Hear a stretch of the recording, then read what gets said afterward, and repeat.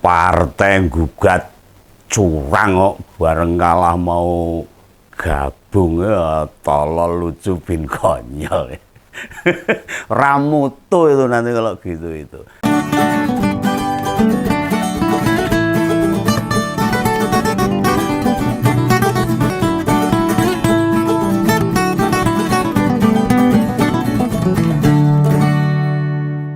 Nah, dari perjalanan politik setahun terakhir, semenjak sikap angin-anginan Pak Jokowi beserta keluarganya besar, lalu Gibran jadi cawapres, kemudian ada pilpres dan ditutup dengan ditetapkannya Prabowo Gibran sebagai pemenang pilpres oleh KPU. Maka Begawan menunggu apa yang akan dilakukan PDIP. Sembari menunggu sikap PDIP loh ini, dalam pikiran Begawan, mestinya PDIP itu berani mengambil posisi tegas.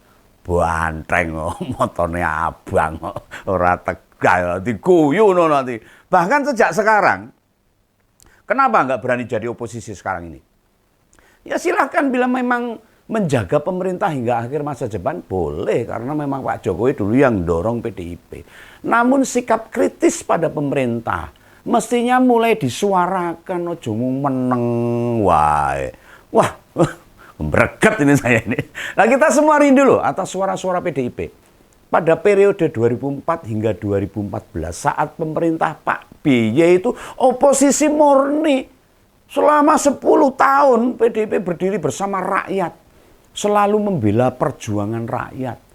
Lah sebenarnya 2014 hingga 2023 juga berada di posisi yang sama harusnya. Sebab periode itu Pak Jokowi terlihat betul bekerja demi rakyat.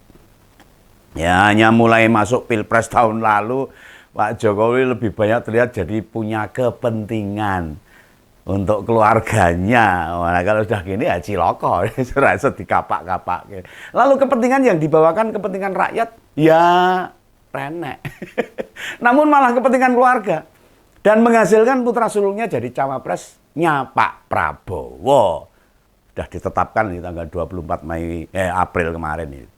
Nah, oposannya PDIP harusnya. Nah, bukan disebabkan kekecewaan pada Pak Jokowi loh. Namun lebih kepada sikap presiden yang tidak tegak lurus pada jalan yang mestinya ditempuh. Sudah terlalu banyak pandangan, penilaian, analisis bagaimana prediksi pemerintah mendatang bila Prabowo Gibran yang terpilih loh. Jadi masih mesti nunggu apa lagi? Oh, rasa nunggu. Wes ayo ndang, genggal gitu loh.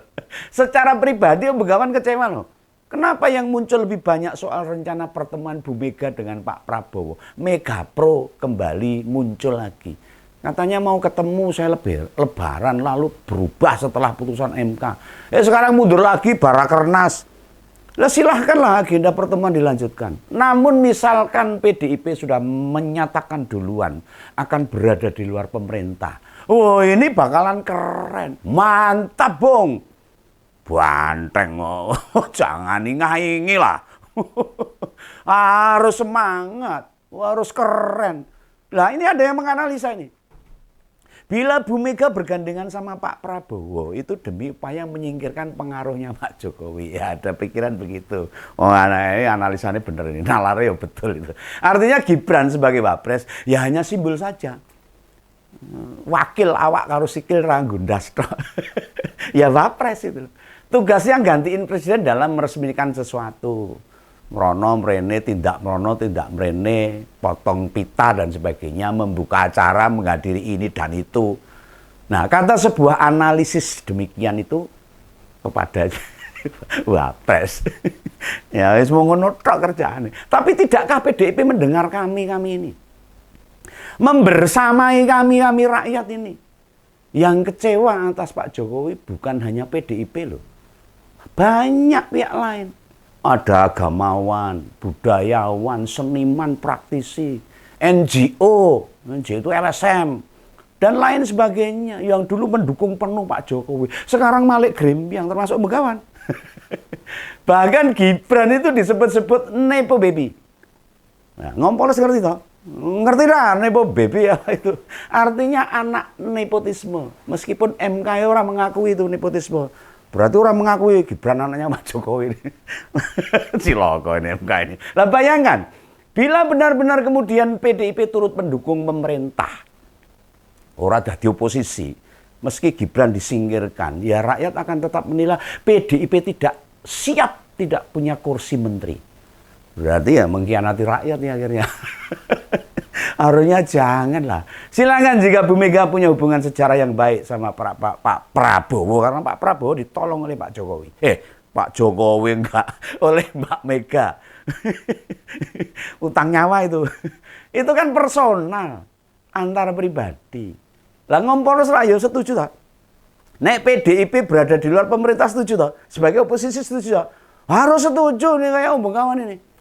Apalagi ada PKS yang sudah 10 tahun jadi oposisi, wis terbiasa. Malah kursinya muda PKS ini. Oh, PDIP yang ada di pemerintah malah anjlok. Nah, lagian bila mendukung pemerintah akan ketemu Demokrat loh nanti. Yang pada era sebelumnya jadi oposan. Oh, jadi anyel, mangkel akhirnya. Malah orang nyebut kaya mau peliri pendelian di parlemen nak kojur. Nah, justru dalam bayangan Om Begawan ini, misal pun masuk di pemerintahan, posisinya bakal serba kikuk PDIP itu. Oh lah iya no, bar gugat kecurangan. Gabung, wah kojur ini. Apa PDIP lupa dengan pertarungan Pilpres tahun 2014 dan 2019? Bagaimana cara Pak Prabowo dan pendukungnya dalam menyikapi kekalahannya? Nah, jangan dikira lah, bila jadi oposisi, maka tidak punya kekuatan apapun. Lu bersama rakyat. Lah DPR itu harusnya ya posisinya oposisi harusnya. Orang gage sebagai badan pengawas, lembaga pengawas itu harusnya ya oposisi, posisinya oposisi harusnya. Coba kita cek peta kekuatan yang ada nanti. Nah, secara pribadi Om Begawan, aku pengen Nasdem juga di oposisi harusnya ini. Pak Paloh ini. Meski Pak Paloh belum memutuskan apa-apa loh. Belum, itu baru mau temu itu, tapi belum memutuskan mau jadi oposisi atau bergabung pada pemerintah. Maka hanya ada PDIP, PKS dan Nasdem. Nek P3 ya genah out. Ora kuat P3 itu. Akhirnya out dari Senayan. Ora iso apa-apa. Lah PKB wingi wis ketemu sama Pak Prabowo. Kalau saya tahu lah Caimin enggak kuat dia jadi oposisi ya, tetap gabung ke pemerintah. Ya biarkan aja lah. Wis genah bakal gabung itu. Soalnya mereka tidak ada sejarahnya jadi oposisi PKB itu. PDIP diperkirakan akan memperoleh kursi DPR 110. Masih banyak ini, masih terbanyak. PKS punya 53 kursi dan Nasdem ada 69 kursi. Maka totalnya nanti kalau mereka bertiga jadi oposisi ada 232 kursi. Dari 580 kursi jumlah anggota DPR RI. Wah, hampir separuh itu. Ya, tapi sayangnya sejak tahun lalu yang terlihat getol bersuara keras ya cuma Pak Sekjennya aja, Pak Hasto Kristianto. Wah, mesliane ya sama Mas Adian Apitupulu lah. Yang lainnya kok hampir tidak terdengar sama sekali. Wes mau golek nasibe aman di Nah, partai politik itu salah satu tujuannya itu harusnya memakmurkan rakyat, mendampingi rakyat. Harusnya tidak sekedar memenangkan pemilu maupun pilpres tok no. Nah, sekarang ini jadi ujian besar bagi partai-partai yang berhasil mencetak hat-trick menang pemilu. Utamanya adalah PDIP. Halo, kader-kader PDIP yang masuk Senayan, dengarkan ini. Akankah konsisten punya komitmen kuat untuk terus memperjuangkan wong cilik dengan beroposisi? Nah, maka rakyat akan melihat ini. PDIP berarti benar-benar tidak mau lagi dikait-kaitkan dengan Pak Jokowi. Ya, bayangkan misalnya ini, PDIP masuk ke pemerintahan, apa publik tidak bakal merasa aneh? Bukankah selama ini mereka mengambil jarak sama keluarga Jokowi? Tapi kenapa dukung pemerintah mendatang, di mana Gibran menjabat Wapres? Nah, PDIP itu harus siap jadi oposisi, harus. Jadi oposisi juga bukan hal baru loh. PDIP ngerti bener caranya jadi oposisi, paham. bagaimana menjalankannya. Apalagi dengan kebersamaan dari 2014 hingga 2023. PDIP paham betul itu. Bagaimana pemerintahan yang baik, yang mensejahterakan rakyat, yang mendorong negara ini bakal makin maju. Paham. Apa PDIP percaya Pak Prabowo bisa membawa negara ini makin baik? Begawan sih ragu-ragu. Mengerti seluk-beluk pemerintahan dalam 9 tahun terakhir ini loh PDIP itu. Itu jadi modal besar sebagai oposisi. Misalnya nanti pemerintahan baru mulai tidak sesuai relnya. Wah, ini PDIP bisa mengingatkan dengan bebas. Orang pekewo. Wah, kalau masuk pemerintahan ya anggota DPR ya rawani. Pekewo. Nggak kebayang ini. Ini mengingatkan pemerintah di dalam rapat kabinet. Ora iso itu. Dengan menteri-menteri yang prediksi Begawan bakal nganyel ke tingkat dewa. Ayo PDIP, ayo. Tak dorong nih. Misalnya di kabinet pas rapat menteri. Ada Pak Fadlizon misalnya. Ada Bang Habibur Rahman. Ada Pak Budiari. Ada Fahri Hamzah. Ada Pak Supmi Dasko dan lain-lainnya sing nganyel ngeyelan itu. Ya begitu kasih masukan. Nah, ini orang-orang ini bakal mencereng kabeh. Iya no, mendelik kabeh. Nah, sekarang Begawan nunggu nih. Ideolog PDIP bersuara lagi nih. Macam Bung Adian, Mbak Rike, Bang Prananda, Pak Arya Bima itu dari Solo, Pak Rudi dan lain-lainnya. Segera dinamisasi internal. Mau nunggu apa?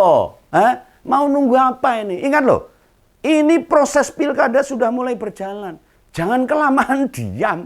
Malah meneng wae ngendok malah repot nanti. Seakan tidak terjadi apa-apa, repot ini. Pilpres sudah berakhir dan tutup buku, wis rampung. Langkah berikutnya ditunggu rakyat. Iya toh. Jangan dikira yang kecewa dengan Pak Jokowi hanya PDIP. Nah, tonton ngempol loh, bendino ngonten dan yang kecewa sama Pak Lurah kuwi sak ndaya. Sudah toh, percaya sama Begawan. Mau saya itu gak dinilai sebagai sesuatu yang penting dan berharga. Masih ada akademisi, pengamat ahli yang peduli bangsa ini. Banyak yang akan mendukung PDIP. Menunggu kepemimpinan PDIP untuk mengambil alih perlawanan. Kurang apa? Tantangan ke depan bakal berjalan dengan penuh dinamika. Percayalah, pemerintah pengganti akan jauh lebih lemah. Mudah ditemukan bolong-bolongnya. Sasaran tembaknya banyak. Ambil alih kepemimpinan di luar pemerintahan. Dan itu menunjukkan kemana kesetiaan PDIP dipertaruhkan. Salam Begawan. Sampai jumpa. Dadah.